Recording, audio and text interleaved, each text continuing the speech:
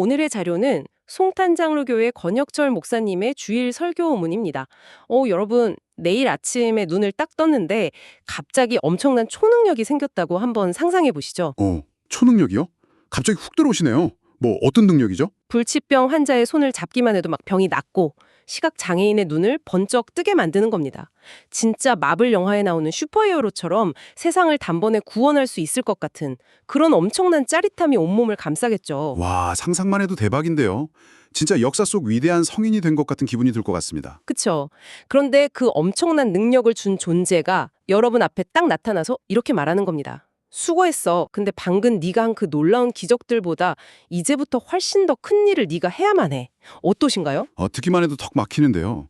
그 순간 아까 이거 짜릿함은 온데간데 없이 사라지고 엄청난 중압감이 밀려올 것 같습니다. 아니, 눈을 뜨게 하고 죽어가는 사람을 살리는 것보다 더 거대한 기적이 세상에 어디 있단 말입니까? 맞아요. 저도 딱 그 생각부터 들더라고요. 문자 그대로 물리법칙을 거스르는 기적보다 더 큰 무언가를 요구받는 셈이니까요. 여러분, 바로 이 지점이 오늘 저희가 파헤쳐볼 핵심적인 미스테리입니다. 네, 오늘 우리가 다룰 자료가 바로 그 도발적인 주제를 던지고 있죠. 요한복음 14장 12절의 말씀인데요. 나를 믿는 자는 내가 하는 일을 그도 할 것이요. 또한 이보다 큰 것도 하리니. 바로 이 텍스트입니다. 네, 이번 심층탐구에서는 이 오래된 텍스트를 바탕으로 현대 사회에서 우리가 흔히 생각하는 위대함, 기적, 그리고 성공의 척도를 아주 완전히 뒤집어보는 시간을 가질 겁니다. 사실 저는 이 구절을 처음 접했을 때 가슴이 뛰기보다는 솔직히 약간 무력감이 먼저 들더라고요. 무력감이요. 아무래도 평범한 우리가 물 위를 걷는 것보다 더 큰 일을 해야 한다고 하니까 부담스럽게 느껴지는 게 당연하죠. 그러니까요. 이 텍스트는 도대체 우리한테 무엇을 말하고 싶은 걸까요? 평범한 우리가 도대체 무슨 수로 그런 큰일을 합니까? 그 당혹감이 바로 이 문헌이 의도한 출발점이라고 볼 수 있습니다.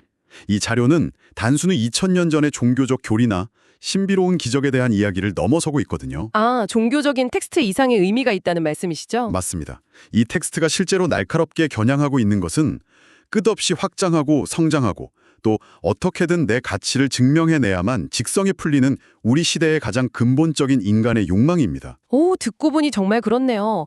우리는 오늘 이 문헌이 현대의 스펙터클한 성공주의를 어떻게 해체하고 있는지, 그리고 기적의 의미를 어떻게 재정의하고 있는지 그 철학적인 논리를 한번 깊숙하게 따라가 볼 겁니다. 아주 흥미로운 여정이 될 겁니다. 좋습니다. 자, 우리가 위대함이나 더 큰 일을 이야기할 때 현대 사회가 가장 직관적으로 사용하는 척도가 딱 하나 있죠.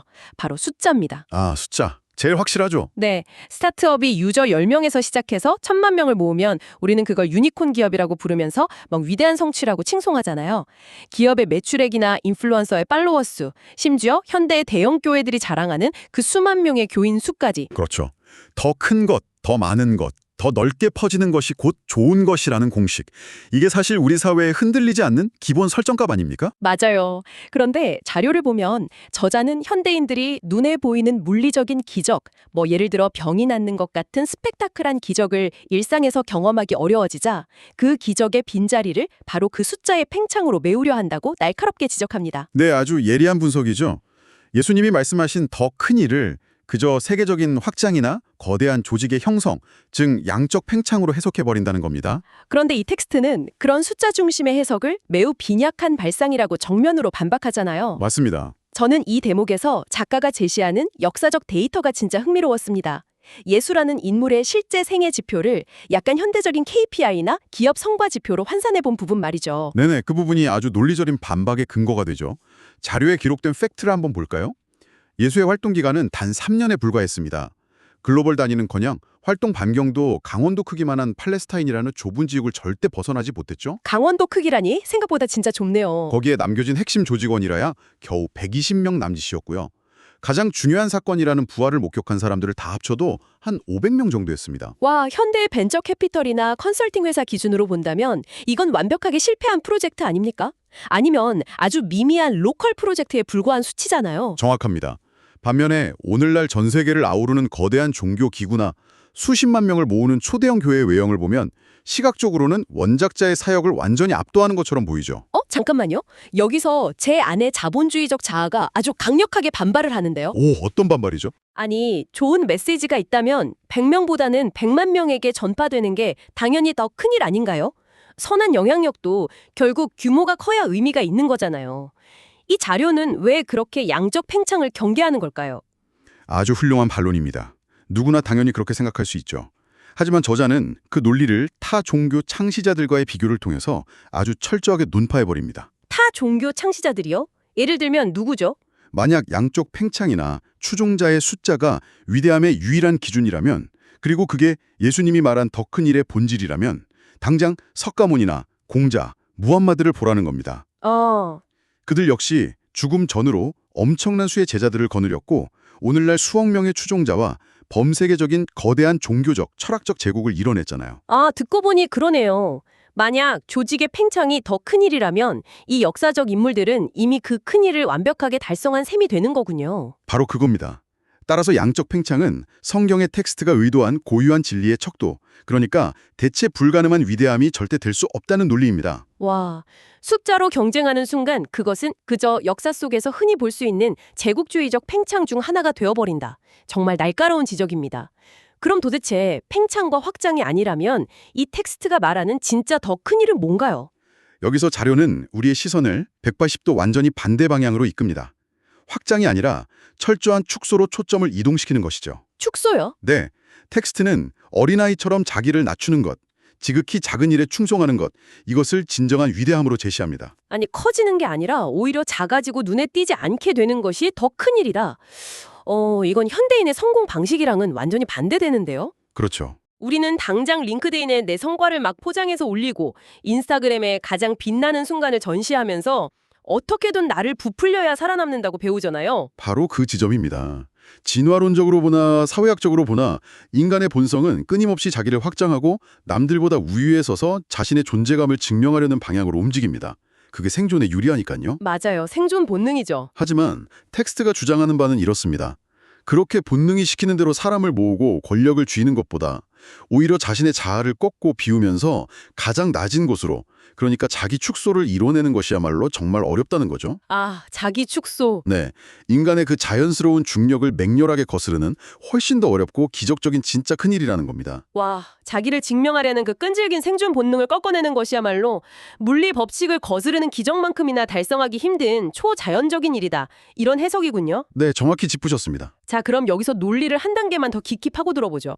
애초에 사람들이 그토록 바라는 눈에 보이는 기적 그 자체, 즉 맹인이 눈을 뜨고 안진뱅이가 일어나는 그 놀라운 사건들에는 도대체 어떤 근본적인 한계가 있길래 이 텍스트는 그걸 넘어서라고 요구하는 걸까요? 기적의 한계의 말씀이시군요. 솔직히 아픈 사람이 낫는 건 무조건 좋은 일 아닙니까? 좋은 게 좋은 거잖아요. 물론입니다. 문헌에서도 그런 신체적 치유를 가리켜 기이하고 찬란한 사건이라고 아주 명확하게 인정합니다. 결코 가벼운 일이 아니죠. 그렇죠. 그러나 이 텍스트는 육체적 치유가 가진 본질적인 한계선을 아주 냉철하게 긋고 있습니다. 질병이 낫는 기적은 그 사람을 단지 아프기 이전의 평범하고 정상적인 육체의 자리로 되돌려 놓을 뿐이라는 겁니다. 정상적인 육체로 되돌릴 뿐이다. 네, 그 외형적인 기적이 인간의 내면을 자동적으로 거룩한 존재나 혹은 타인을 위해 희생할 줄 아는 이타적인 존재로 곧바로 업그레이드 시켜주지는 못한다는 뜻이죠. 와, 이 부분 진짜 흥미롭습니다. 여러분, 우리는 보통 인생에서 내 발목을 잡고 있는 가장 큰 문제 있잖아요. 예를 들면 어떤 게 있죠? 예를 들어 빚이 다 청산된다거나 앓고 있던 불치병이 낫거나 이거 하나만 해결되면 내 인생의 모든 버그가 수정될 거라고 굳게 믿잖아요. 마치 스마트폰이 막 느려졌을 때 공장 초기화를 싹 하면 완벽한 새 폰이 될 거라고 기대하는 것처럼요. 스마트폰 초기화 비유 정말 찰떡이네요. 그런데 아무리 초기화를 한들 거기에 예전과 똑같은 그 유해한 앱들을 깔고 똑같이 나쁜 습관으로 폰을 쓰면 결국 며칠 못 가서 또 느려지고 망가지기 마련이잖아요. 맞습니다. 그러니까 정상적인 상태로 돌아가는 것과 완전히 새로운 사람이 되는 것은 질적으로 완전히 다르다는 얘기군요. 아주 적절한 비유입니다. 자료는 그 한계를 설명하기 위해서 셰익스피어의 비극 오셀로를 인용합니다. 외적인 폭풍보다 더 무서운 것은 인간 내면의 폭풍이다라는 대목이죠. 내면의 폭풍이요? 네, 시각장애인이 기적적으로 눈을 딱 떴다고 가정해 봅시다. 세상을 보게 된 환희의 순간이 지나고 나면 그가 마주해야 하는 이 현실 세계는 어떤 곳입니까? 여전히 권력자의 잔혹한 압제가 있고 옆집에는 막 굶주림이 넘치고 사람들 사이에는 시기와 질투가 판치는 추악하고 폭력적인 곳이잖아요. 맞습니다. 육신의 눈은 떴지만 영원히 변화되지 않았다면 차라리 아무것도 보지 못했을 때가 더 평안했을지도 모를 그 끔찍한 내면의 폭풍을 결국 마주하게 되는 겁니다. 와, 듣고 보니 진짜 섬뜩하네요.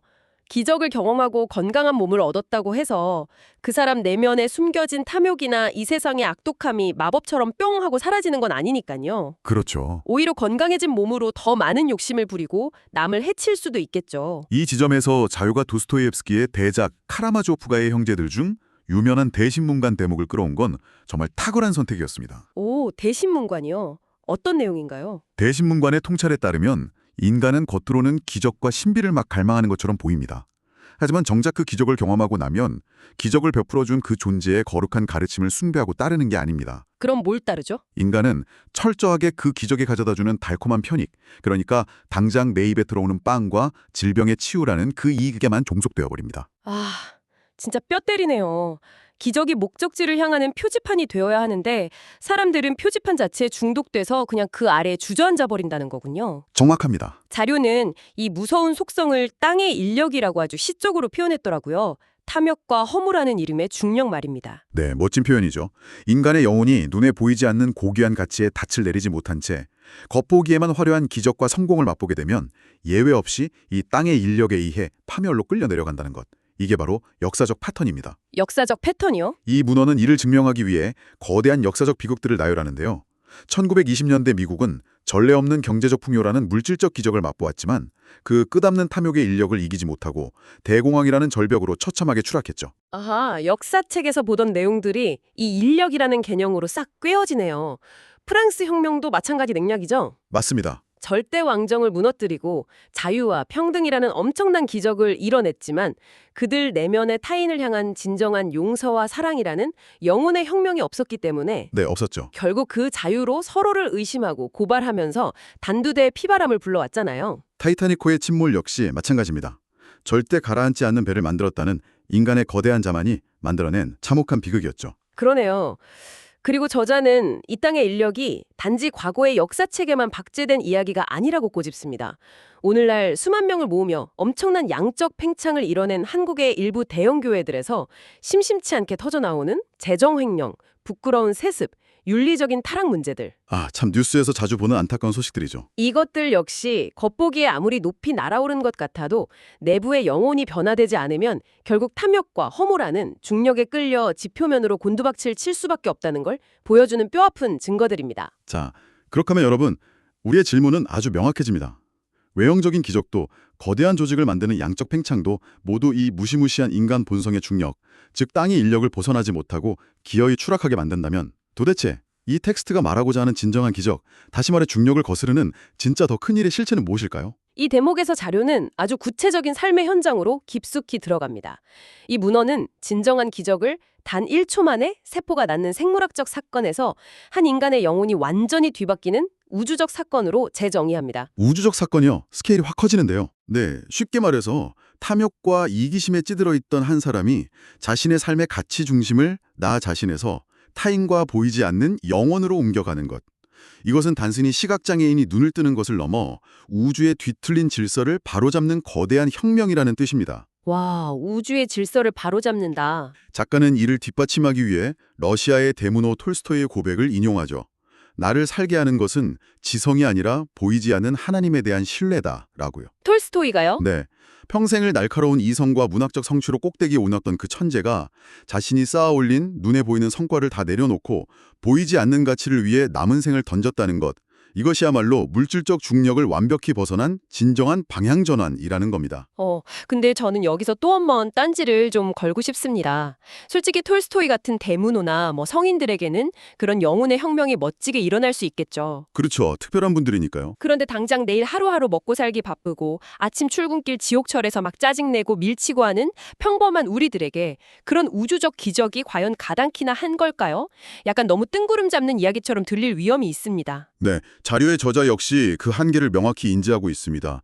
그래서 아주 구체적이고 흙먼지가 묻어있는 우리의 현실 이야기로 우리를 안내하죠. 어떤 현실 이야기죠? 이 텍스트가 강조하는 핵심은 영혼의 혁명이 영화처럼 한순간 번쩍하고 일어나는 마술이 아니라는 점입니다. 사람들은 보통 기적이라고 하면 즉각적인 문제 해결을 딱 기대하잖아요. 당연하죠. 당장 내 빚이 없어지고 당장 병이 낫기를 바라니까요. 하지만 이 문헌이 말하는 진짜 더 큰 일은 한 사람이 서서히 변화하고 그가 무너진 가장을 올바로 세우고 상처받은 이웃을 끌어안기까지 수년, 아니 수십 년에 걸쳐 펼쳐지는 지루하고 기나긴 서사, 그 과정 자체에 있다고 말합니다. 아, 기적은 순간적인 짠하는 마술쇼가 아니라 끝까지 묵묵히 견뎌내는 서사다. 와, 이 맥락에서 이 텍스트가 탄생한 아주 구체적인 배경이 등장하겠군요. 맞습니다. 바로 이 설교문이 선포된 송탄장로교회의 설립 23년 그리고 권혁철 목사님의 34년 목회 여정입니다. 자료를 읽어보면 아주 솔직하고 담담한 고백이 나옵니다. 어떤 고백이었죠? 이곳에는 수만 명을 수용하는 화려한 대형 건물도 없었고 집회 도중 휠체어에서 사람이 막 벌떡 일어나는 식의 시각적인 신비도 없었다고요. 아, 아까 우리가 이야기했던 그 양적 팽창의 기준으로만 평가한다면 어쩌면 세상의 잣대에서는 스스로를 내세울 것 없는 무력한 사역자라고 낮춘 거네요. 예배당의 부엌이 고작 1.5평에 불과할 정도로 비좁았다고 하니까요. 네, 그렇습니다. 하지만 이 문헌은 단호하게 선언합니다. 그 1.5평의 좁은 공간에서 그리고 이름 모를 평범한 성도들의 일상에서 지난 23년간 끊임없이 일어났던 일들이야말로 물질의 인력을 완벽하게 거슬러 오른 진짜 기적들이라고요. 야, 그 구체적인 일상의 기적 사례들이 텍스트에 쫙 나열되는데 진짜 하나하나가 참 묵직하게 다가옵니다. 남들도 다 살기 팍팍한 이 세상에서 늙고 병든 부모를 끝까지 정성껏 공양하는 삶. 정말 쉽지 않은 일이죠. 그리고 입양을 통해 피 한 방울 섞이지 않은 상처받은 아이를 나의 진짜 가족으로 품어내는 일. 여러분, 냉정하게 자본주의적 관점에서 보면 이건 철저히 손해보는 짓이고 엄청 비합리적인 행동 아닙니까? 내 에너지를 갉아먹는 일이잖아요. 맞아요. 세상의 계산법으로는 절대 설명이 안 됩니다. 하지만 바로 그 세상의 계산법이라는 강력한 중력을 거부했기 때문에 비로소 일어날 수 있는 위대한 기적이라는 거죠. 그뿐만이 아닙니다. 게임 중독이나 알코올 중독에 빠져서 자신과 가족의 삶을 지옥으로 몰아넣었던 사람이 매일매일 뼈를 깎는 고통을 견디며 중독을 끊어내고 건실한 가장으로 새롭게 태어나는 과정. 와, 이거 진짜 대단한 기적이죠. 또 자식을 내 소유물이나 우상처럼 쥐고 흔들던 부모가 그 지독한 통제욕을 내려놓고 자녀에게 진정한 자유를 선포하는 모습. 평생을 원수처럼 미워하며 저주하던 남편을 마침내 가슴속 깊은 곳에서 용서하고 산산조각 났던 식탁을 다시 따뜻하게 차려내는 성도들의 이야기까지. 눈물겨운 서사들이네요. 자료는 우리에게 조용하지만 강력하게 묻고 있습니다. 인간의 가장 이기적인 본성을 꺾어낸 이 치열한 싸움들이 과연 맹인이 일시적으로 눈을 뜨는 그 생물학적 치유보다 작은 일이라고 우리가 감히 말할 수 있느냐고요. 와, 진짜 압도적인 질문입니다. 이 방송을 듣고 계신 여러분, 지금 여러분의 삶은 어떻습니까? 우리는 매일같이 인스타그램이나 소셜미디어를 열어보고 남들의 화려한 삶과 나를 끊임없이 비교하잖아요. 그렇죠. 저도 모르게 그렇게 되더라고요. 왜 나는 저런 더 큰 집이 없을까? 왜 내 통장 잔고는 이 모양일까? 막 불안해하면서 스스로를 영적인 시각장애인으로 만들고 있지는 않으신가요? 뼈아픈 지적입니다. 우리는 늘 우리 삶에 대단한 스펙터클이 없다고 막 불평하지만요. 사실 우리가 매일 아침 졸린 눈을 뜨고 출근하기 싫은 마음을 꾹꾹 이겨내며 가족을 위해 일터로 향하고 직장에서 얄미운 사람에게 한 번 더 웃어주는 그 모든 지루한 일상들이 사실은 이미 엄청난 중력을 거스르고 있는 위대한 과정이었습니다. 이 자료가 지닌 가장 뛰어난 철학적 성취가 바로 거기에 있습니다. 일상의 평범함 속에 숨겨진 그 숭고함을 제대로 발굴해낸 것이죠. 평범함 속의 숭고함이요. 1.5평의 비좁고 냄새나는 부엌에서 다른 사람들의 식사를 위해 묵묵히 칼질을 하고 어른들이 다음 세대를 위해 기꺼이 자신의 시간과 돈을 태워 거름이 되어주는 그 일상적인 헌신의 모습들. 누군가는 바보 같다고 하겠죠. 세상은 그렇게 손가락질할지 몰라도 이것이야말로 앞서 텍스트가 정의했던 진정한 기적. 즉, 철저한 자기 축소와 비움의 완벽한 실사례입니다. 세상은 우리 귀에 대고 끝없이 소리치잖아요. 너를 더 부풀려라. 더 비싼 차를 타서 네 가치를 증명해라. 어떻게든 밟고 더 높이 올라가라. 귀가 따갑도록 듣는 메시지죠. 그런데 이 텍스트는 1.5평짜리 좁은 부엌에서 자신을 비워내는 그 조용하고 눈에 띄지 않는 행위가 사실은 우주의 뒤틀린 이기적 질서를 바로잡는 가장 위대하고 큰 일이라고 선언합니다. 이 해석은 우리가 매일 반복하는 그 고단하고 지루한 일상을 완전히 새로운 영웅적인 시각으로 바라보게 만들어주네요. 맞습니다. 문헌의 마지막 표현을 빌리자면 이 교회의 23년 역사는 단순히 콘크리트 벽돌을 쌓아 올린 부동산 건축의 역사가 아닙니다. 그럼 무슨 역사인가요? 탐욕과 이기심, 허무함이라는 땅의 인력에 끌려 저 밑바닥으로 추락하던 수많은 영혼들이 타인을 향한 사랑과 영원이라는 전혀 새로운 궤도에 진입하게 된 기적의 연대기로 제정이 되고 있습니다. 기적의 연대기. 와, 멋진 말이네요. 물리적인 크기나 화려한 스펙터클이 아니라 보이지 않는 영적인 깊이와 무던히 견뎌내는 지속성으로 승부하는 삶. 이것이 바로 이 문헌이 우리에게 제시하는 가장 깊고 단단한 메시지입니다. 네, 쉼없이 달려온 오늘 탐구를 마무리할 시간입니다. 오늘 우리는 이 흥미로운 자료를 통해서 우리가 무의식적으로 쫓고 있던 더 큰 일에 대한 착각을 아주 낱낱이 해체해 보았습니다. 네, 정말 많은 걸 생각하게 하는 텍스트였죠. 우리는 그동안 숫자의 크기, 당장 눈앞에 떨어지는 마법 같은 이익, 또 나를 돋보이게 하는 외형적인 확장에만 집착해 왔습니다. 하지만 오늘 문헌을 통해 발견한 진정한 기적은 완전히 달랐습니다. 네, 달랐죠. 그것은 본능을 거스르는 고통스러운 자기 축소이며 화려한 스포트라이트가 없어도 묵묵히 일상을 견뎌내는 긴 순종을 통한 내면의 혁명이었습니다. 공중에 붕 떠오르는 것만이 중력을 이기는 것은 아닙니다. 자아를 끊임없이 팽창시키고 타인을 밟고 올라서려는 그 인간의 이기적인 본성, 그 무서운 내면의 중력을 거슬러 누군가를 위해 기꺼이 작아지는 것. 기꺼이 작아지는 것. 네, 그것이야말로 우주에서 가장 강력하고 위대한 기적임을 이 텍스트는 훌륭하게 입증해냈습니다. 눈앞에 일시적인 편익의 노예가 되지 않고 보이지 않는 영혼을 향해 삶의 닻을 내리는 것. 이것은 특정 종교를 넘어서 효율과 숫자에 매몰된 현대사회를 살아가는 우리 모두가 정말 깊이 고민해봐야 할 화두입니다. 이제 오늘 탐구를 마치면서 여러분 자신에게 이 도발적인 질문을 하나 던져보시길 바랍니다. 끝없이 나를 부풀리고 화려하게 포장하고 어떻게든 남들 앞에서 내 가치를 증명해야만 살아남는다고 가르치는 이 거대한 세상의 중력 속에서 네. 오늘 지금 당장 여러분이 시도할 수 있는 가장 아름답고 위대한 자기 축소의 행동은 과연 무엇일까요? 어쩌면 가족에게 욱하는 마음을 참아내는 일일 수도 있고 직장에서 내 공로를 막 내세우는 대신 묵묵히 동료를 돕는 일일 수도 있겠죠. 알아주는 이 하나 없는 그 가장 작고 초라해 보이는 한 걸음이 사실은 당신의 우주를 통째로 뒤바꿀 세상에서 가장 큰 기적일지도 모릅니다. 여러분이 발딛고 서 있는 이 평범하고 남루한 일상 자체가 매일 거대한 기적을 써내려갈 수 있는 가장 완벽한 무대라는 사실을 꼭 기억하시기 바랍니다. 오늘 저희가 준비한 깊고 짜릿한 심층 탐구는 여기까지입니다. 여러분의 일상에 작지만 위대한 기적들이 채워주기를 바라며 송탄 장로교회 권혁철 목사님이 여러분에게 평안과 기쁨을 전합니다.